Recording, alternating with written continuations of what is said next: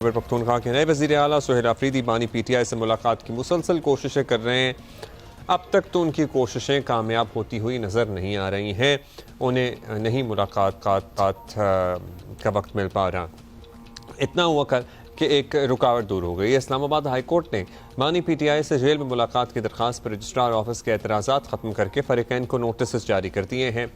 अब सूबे में एक ही सवाल हो रहा है कि सुहेल आफरीदी को वज़ारत आला संभालने के एक हफ़्ते बाद किस तरह से आगे बढ़ना है। एक हफ़्ता होने को आया है मगर वो अभी तक काबीना नहीं तश्कील दे पाए और वो ये कहते हैं कि मुलाकात नहीं हो पा रही है तो इसलिए काबीना नहीं बन पा रही है।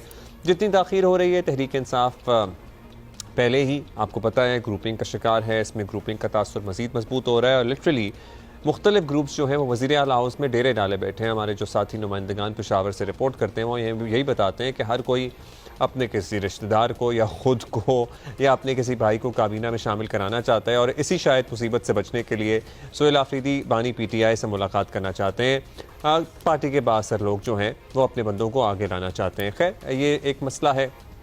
पार्टी के अंदर बहुत सारे गैर मुंतखब अफराद भी काबीना में आने की कोशिश कर रहे हैं। जो पहले के पुराने लोग हैं वो इसके ख़िलाफ़ हैं। तहम कुछ ऐसे चेहरे हैं जो बानी PTI के पसंदीदा हैं। ये मामला भी ज़रा फंसा सा हुआ है। दूसरी तरफ सुहेल आफरीदी बहुत छोटे छोटे मसलों में उलझ रहे हैं। नतीजे में सूबे और वफाक के दरमियान मसाइल कम होने के बजाय मज़ीद बढ़ रहे हैं। ख़ास तौर पर ये जो बुलेट प्रूफ गाड़ियों वाला मामला है ये अब खासा बड़ा हो चुका है। इसको इन्होंने नाकस करार दिया। कहा जी एक्सपायर्ड हैं ये गाड़ियाँ, जिस पर हुकूमत कहती है कि कोई गोली थोड़ी है, दवाई थोड़ी है जो एक्सपायर हो जाएगी। अपग्रेडेड गाड़ियाँ हैं, यही सब लोग इस्तेमाल कर रहे हैं, इंक्लूडिंग वज़ीर मुमलिकत बराए दाखिला, वज़ीर दाखिला और दीगर जो हमारे इंटेलिजेंस एजेंसियों के अफसरान और इदारों के लोग हैं वो भी यही गाड़ियाँ इस्तेमाल करते हैं। खैर इस पर वफाकी वज़ीर मुमलिकत बराए दाखिला ने सुहेल आफरीदी को एक मरतबा फिर आड़े हाथों लिया और उन्हें सुहेल बुज़दार का नाम दे दिया।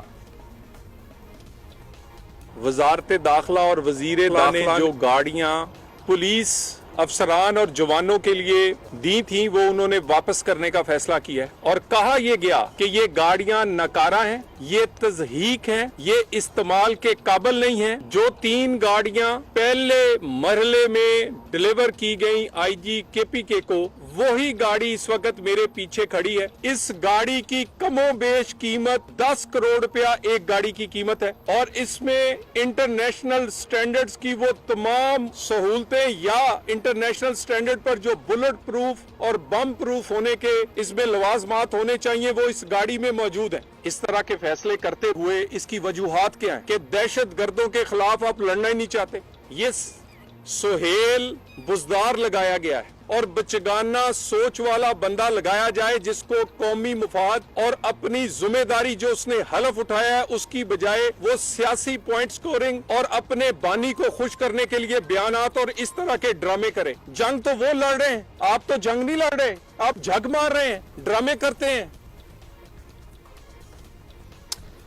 इस पर ज़रा बात कर लेते हैं कि मामला किस तरह हल होगा। शफ़क़त अयाज साहब मौजूद हैं, रहनुमा तहरीक इंसाफ, साबिक़ मुअव्विन ख़ुसूसी वज़ीर आला खैबर पख्तूनख्वा। शफ़क़त साहब, सुहेल आफरीदी को वज़ीर आला बने अब काफ़ी दिन हो गए हैं। ठीक है कि उनकी अपनी कायद से मुलाकात की ख्वाहिश है, अभी पेंडिंग है, लेकिन इसकी वजह से काबीना का आपको पता है इंतखाब रुका हुआ है, सूबे का निज़ाम जाम रह सकता है। सो क्या इससे फ़ायदा हासिल हो रहा है? पॉलिटिकल माइलेज मिल रही है आपको कि हाँ जी हम तो एक रेजिस्टेंस का इस्तारा बने बैठे हैं और ये नहीं सोच रहे कि इसमें अवाम और सूबे का क्या नुकसान हो रहा है?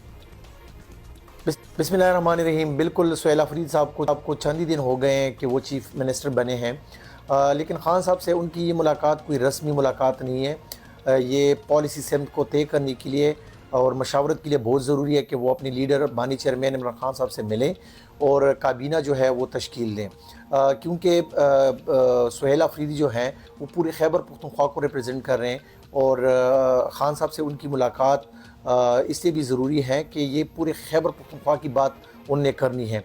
तो मेरे ख़्याल से हुकूमत को चाहिए, फेडरल हुकूमत को, कि वो CM साहब को जो है ना अलाउ करे कि वो खान साहब से मुलाकात करे और काबीना जल्द से जल्द बन जाए। तहरीक इंसाफ के नाक़द समझते हैं कि इमरान खान से मुलाकात तो एक बहाना है, असल में पार्टी में ग्रुपिंग इतनी है कि काबीना सेलेक्ट करना उनके लिए वो हाल हुआ है। सो पार्टी में क्या इतनी ही ग्रुपिंग है कि वो अपने सर ये टास्क लेना नहीं चाहते? वैसे आइडियली तो वो वज़ीर आला हैं, वो ये कर सकते हैं, उन्हें ये करना चाहिए। देखिए, जमहूरी पार्टियों में इख्तिलाफ राय ज़रूर होता है और हमारी पार्टी में भी इख्तिलाफ रखते हैं एक दूसरे के साथ, लेकिन जब बात आती है चेयरमैन इमरान खान की तो वहाँ पे सारे इख्तिलाफात जो हैं वो ख़त्म हो जाते हैं।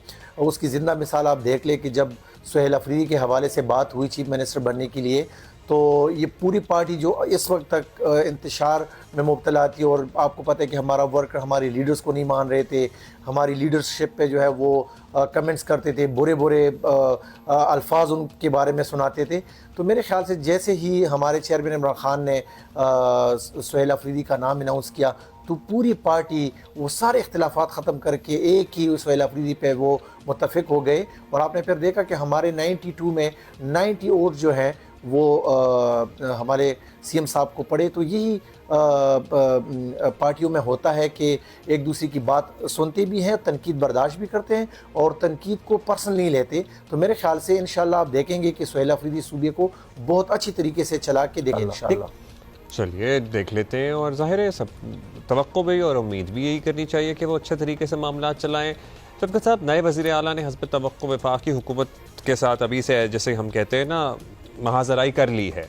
सो ये पुलिस गाड़ियों वाला मामला, फिर गंदम पॉलिसी, फिर हर चीज़ के ख़िलाफ़ बातें, बयानबाजी, सूबे के सरकारी अफसरान को भी नहीं बख्श रहे। अब इस तरह मामला कैसे आगे चलेंगे? सरकारी अफसरान भी इसमें इन्वॉल्व होते हैं, सो कैसे बात चलेगी? देखिए जी, बिल्कुल हमारे चीफ मिनिस्टर सुहेल अफरीदी साहब ने वफाक के बारे में भी बातें की हैं और ये करनी भी चाहिए।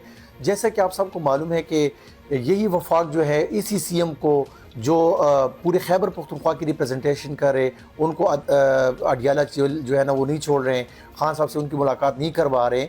तो ये कौन सी फेडरल हुकूमत है जो ये कहते हैं कि पूछ कर बताता हूँ? क्या प्राइम मिनिस्टर इस तरह कभी कह भी सकता है कि मैं पूछ कर बताऊँगा? तो देखें, फेडरल हुकूमत के बारे में उनका जो मौक़िफ़ है वही हमारा भी मौक़िफ़ है और हम अपने मौक़िफ़ पे खड़े हैं।